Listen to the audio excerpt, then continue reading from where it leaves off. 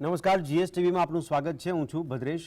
Nonstop nation news જોઈએ તે પહેલા દેશ વિદેશના મુખ્ય સમાચાર સંક્ષિપ્તમાં જોઈએ ગુજરાતની પ્રથમ એઆઈ એન્કર આસ્થા સાથે.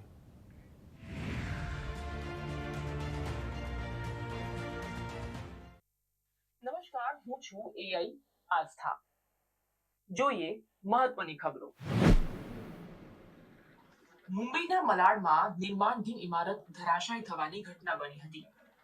મુંબઈના મલાડના ગોવિંદનગરમાં નિર્માણધીન ઇમારત ધરાશાયી થતા 3 શ્રમિકોના મોત થયા હતા, જ્યારે કે 2 શ્રમિકો ઇજાગ્રસ્ત થયા હતા. આ ઘટનામાં ઇજાગ્રસ્ત શ્રમિકોને સારવાર અર્થે હોસ્પિટલ ખસેડવામાં આવ્યા હતા.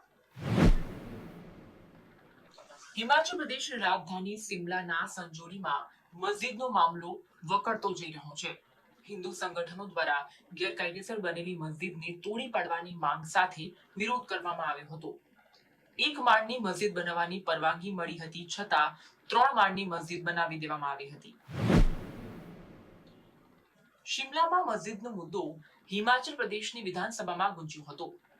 હિમાચલ સરકારના મંત્રી અનિરુદ્ધ સિંહે વિધાનસભામાં જવાબ આપતા કહ્યું હતું કે હું કોઈ સમુદાયની વિરુદ્ધ નથી, પરંતુ 2010માં તેનું બાંધકામ થયું હતું. 2500 વર્ગ ફૂટનું તેનું બાંધકામ થયું હતું. 2012માં આ મામલો સુપ્રીમ કોર્ટમાં પહોંચ્યો હતો. તે બાદ પણ બાંધકામ ચાલુ રહ્યું હતું. મહારાષ્ટ્રના સિંધુદુર્ગમાં છત્રપતિ શિવાજીની મૂર્તિ તૂટી પડવા મામલે શિલ્પકાર જયદીપ આપટેની ધરપકડ થઈ છે. મૂર્તિ તૂટી પડ્યા બાદ જયદીપ આપટે ફરાર હતો. મુંબઈના કલ્યાણમાં તે તેના પરિવારજનોને મળવા પહોંચ્યો ત્યારે તેની ધરપકડ કરવામાં આવી હતી. વકફ એમેન્ડમેન્ટ બિલ 2024 સંસદમાંથી જેપીસીને મોકલવામાં આવ્યું. જેપીસી દ્વારા કેન્દ્ર સરકારના મંત્રીઓ સાથે બેઠક યોજવામાં આવી, તો બીજી તરફ કેરળથી તેનો વિરોધ સામે આવ્યો. કેરળના સાંસદ કે સુરેશે આ બિલ રદ કરવાની વાત જણાવી હતી. અમેરિકાના જ્યોર્જિયામાં અપાલાચી હાઈસ્કૂલમાં ગોળીબારની ઘટના બની. આ હુમલામાં 4 લોકોના મોત થયા, જ્યારે કે 30થી વધુ લોકો ઘાયલ થયા. આ ઘટનામાં ઇજાગ્રસ્ત લોકોને સારવાર અર્થે સ્થાનિક હોસ્પિટલ ખસેડવામાં આવ્યા. પોલીસે ઘટના સ્થળ પરથી આરોપીની ધરપકડ કરી હતી. મળતી માહિતી મુજબ આરોપી સ્કૂલનો વિદ્યાર્થી હોઈ શકે છે.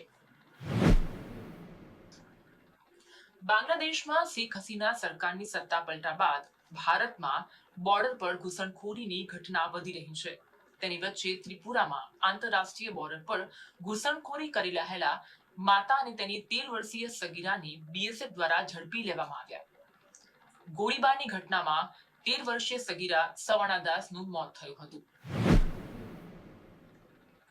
વડાપ્રધાન મોદીના સિંગાપુર પ્રવાસના બીજા અને અંતિમ દિવસે સિંગાપુર સંસદમાં ઔપચારિક રીતે તેમનું સ્વાગત કરવામાં આવ્યું હતું. બંને દેશો વચ્ચે અનેક સમજૂતી કરાર થયા હતા. ભારત અને સિંગાપુર વચ્ચે સેમિકન્ડક્ટર ઇકોસિસ્ટમ ક્ષેત્રે સહયોગ સાધવા અંગે કરાર કરવામાં આવ્યો હતો. મુંબઈમાં ડ્રગ્સ વિરોધી અભિયાનમાં ક્રાઇમ બ્રાન્ચને મોટી સફળતા મળી. ગણદેવી, ડોંગરી અને અંધેરીમાં ક્રાઇમ બ્રાન્ચે ડ્રગ્સનો મોટો જથ્થો ઝડપી લીધો હતો. ત્યારબાદ ધરપકડ કરાયેલા આરોપીનું સરઘસ કાઢવામાં આવ્યું હતું.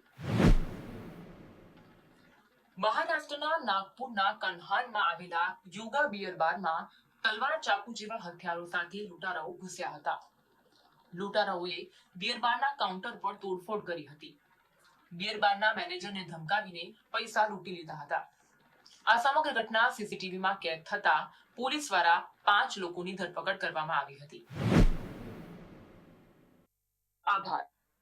આવી જ ખબરો સાથે ફરી મળીશું આવતીકાલે રાત્રે 9 વાગે એઆઈ એન્કર આસ્થા સાથે.